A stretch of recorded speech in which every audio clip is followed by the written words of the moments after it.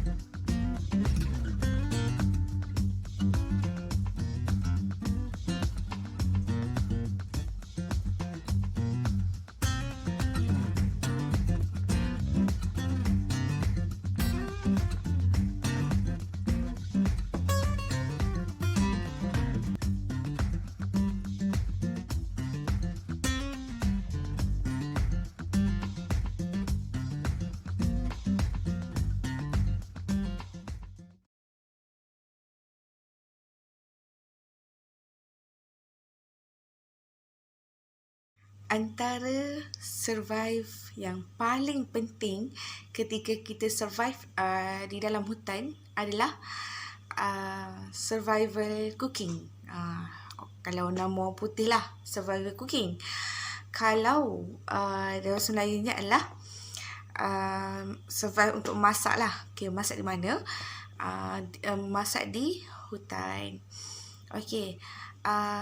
Survive untuk kita masak dekat hutan pun adalah satu perkara yang sangat penting, sebab benda tu adalah keperluan asas untuk diri kita, untuk makan, untuk minum.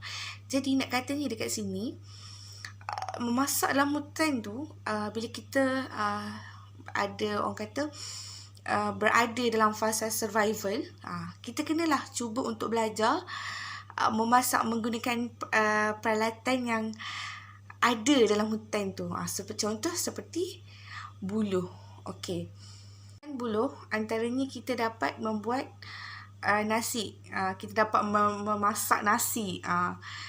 Nasi asas keperluan kita. Jadi kita boleh masak nasi dekat tapak perkhemahan untuk kita tambah tenaga kita untuk kita teruskan perjalanan. Okey. InsyaAllah hari ini kami akan kongsikan macam mana kita nak memasak menggunakan buluh. Ada ke sebelum ni orang menggunakan buluh memasak? Macam mana proses untuk menyediakan bahan-bahan atau macam mana cara untuk menggunakan buluh ketika memasak di hutan untuk kita survive selama beberapa hari di hutan. Akan menerangkan tentang cara-cara memasak di dalam hutan. Bahan utama adalah buluh. Cara memasak pertama, memasak nasi menggunakan buluh. Beberapa batang buluh leman, beras secukupnya, beberapa helai daun pisang muda untuk melapik di bahagian dalamnya. Memasak roti lili. Bahan-bahan yang diperlukan: tepung gandum, air, garam dan belahan buluh yang dibersihkan. Campurkan bahan tersebut menjadi dough. Gentel dough dan lilit dengan kemas pada belahan buluh. Pastikan lilitan dough tidak terlalu tebal dan kemudian panggang di tepi api yang sederhana kecil. Masak di dalam buluh merupakan salah satu contoh masakan alternatif di dalam hutan.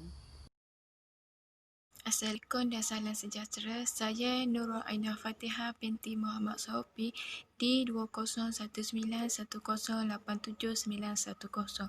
Saya akan terangkan bahagian memasang kemah.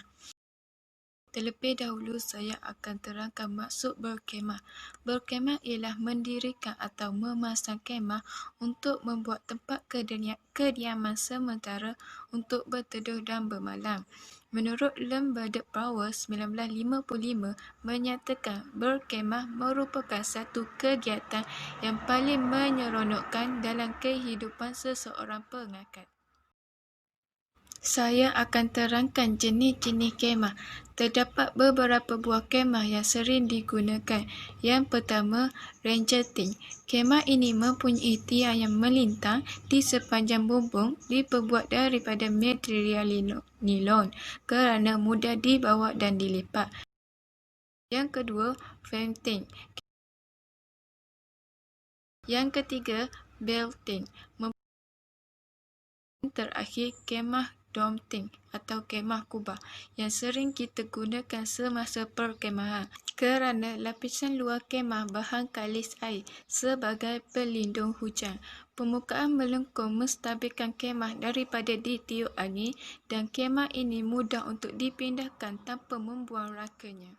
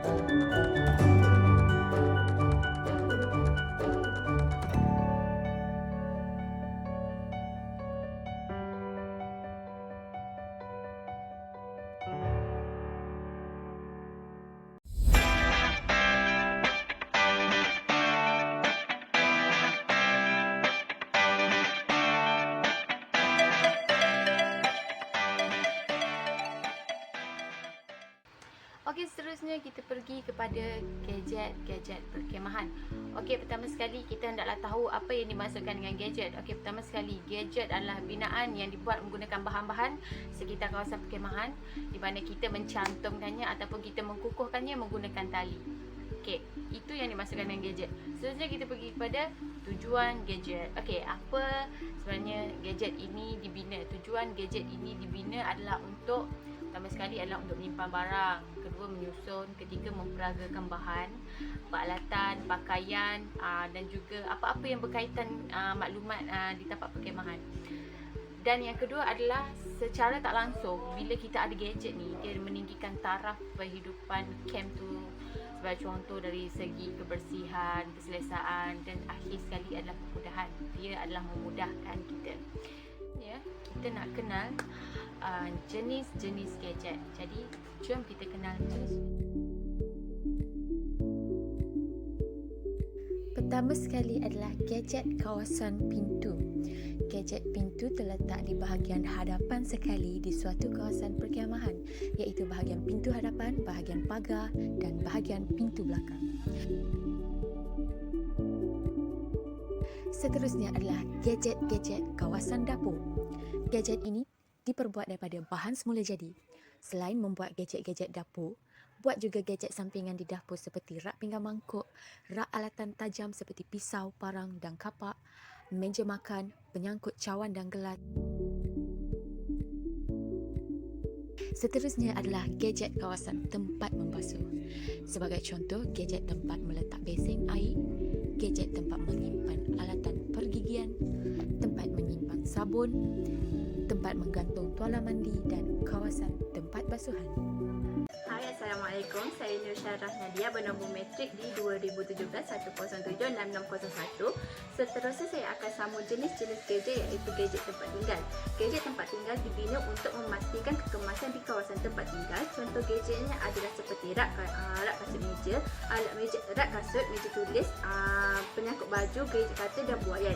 Gadget seterusnya adalah gadget tempat menjemur kain. Gadget ini haruslah dibina di kawasan tempat untuk tempat membasuh untuk memudahkan ahli kamp. Contoh gadgetnya adalah seperti ampaian. Gadget yang terakhir adalah gadget-gadget lain yang dibina untuk urusan tertentu dan mustahak. Contoh gadget lain adalah seperti pondok yang digunakan sebagai kawasan rehat, sementara kantung kamp, menara memerhati untuk memastikan kawasan kamp dalam keadaan yang selamat daripada hidupan liar ataupun lain-lain yang membahayakan ahli-ahli, dan gadget membawa barang. Dalam membina gadget juga terdapat prinsip-prinsipnya seperti membina gadget dengan menggunakan ikatan yang betul untuk memastikan gadget bertahan lama. Gadget hendaklah kukuh dan selamat digunakan. Gadget ditempatkan di kawasan tempat yang bersesuaian untuk memudahkan penghuni kamp untuk menggunakannya. Gadget dibina mengikut kreativiti tersendiri. Gadget dibina haruslah praktikal juga dan haruslah memastikan yang gadget tidak dibina dengan menggunakan dahan atau kayu buruk yang boleh membahayakan penggunanya. Bahagian yang terakhir dalam membuat gadget adalah jenis simpulan dan ikatan dalam membuat gadget. Ikatan pertama adalah ikatan seraya, digunakan mengikat tiang gadget untuk memberikan sokongan yang kuat. Seterusnya, ikatan pemukat digunakan untuk membina gadget yang memerlukan pergantungan dan untuk membuat sesuatu loop pada tali. Seterusnya ikatan whipping untuk mengemaskan tali yang berlebihan. Ikatan figure elishing untuk mengikat 3 batang kayu dan sesuai untuk membina gadget bersegitiga. Ikatan serong digunakan sebagai penyambung gadget yang berbentuk serong. Seterusnya adalah ikatan silang gantung, digunakan untuk mengikat 2 batang kayu dan sesuai untuk membina pagar. Ikatan simpul manuk kebiasaannya digunakan sebelum memulakan ikatan seraya ataupun gunting. Ikatan ular digunakan untuk mengikat batang kayu lebih kecil kepada yang besar, dan ikatan yang terakhir adalah ikatan simpul balak yang digunakan untuk memulakan ikatan serong. Kesimpulan,